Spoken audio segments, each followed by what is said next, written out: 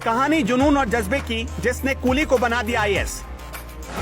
Platform पर coolie का काम करते थे श्रीनाथ। स्टेशन पर वाईफाई से पढ़ाई कर क्रैक किया यूपीएससी। एक अलग जोश पैदा करती है इस आईएएस की कहानी।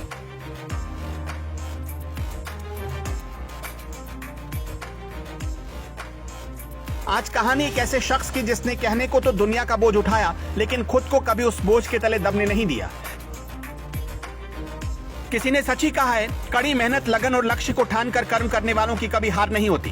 किस्मत को भी इसके आगे झुकना पड़ता है। ऐसे ही कुछ मजबूत इरादे थे एर्नाकुलम स्टेशन पर कूली का काम करने वाले आईएएस ऑफिसर श्रीनाथ के, जिन्होंने अपने घर की जिम्मेदारियों को उठाने के साथ साथ अपनी किस्मत को भी बखूबी आजमाया और अंत में देश की सबसे कठिन यूपीएससी परीक्षा को पास कर आईएएस ऑफिसर बन गए।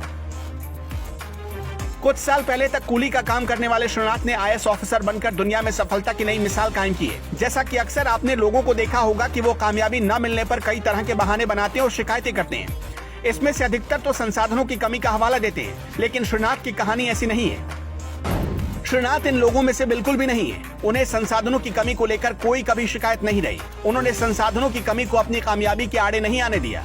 श्रीनाथ हमेशा आपदा को अवसर में बदलने की सोच रखते हैं और इसी वजह से वो अपने जीवन में एक नया मुकाम हासिल करने में सफल रहे।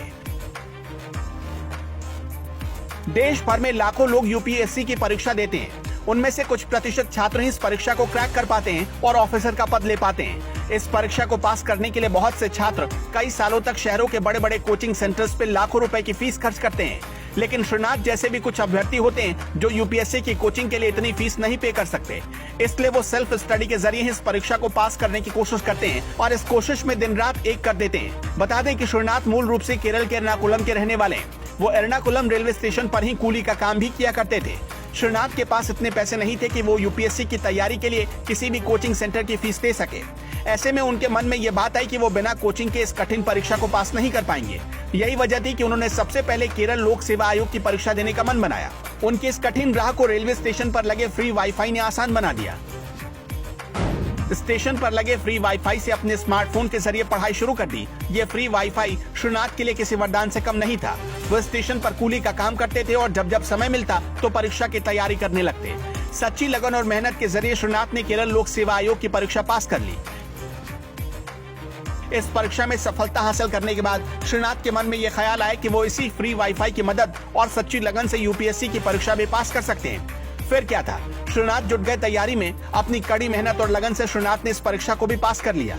बिना किसी कोचिंग के श्रीनाथ ने आईएएस बनकर एक मिसाल कायम कर दी।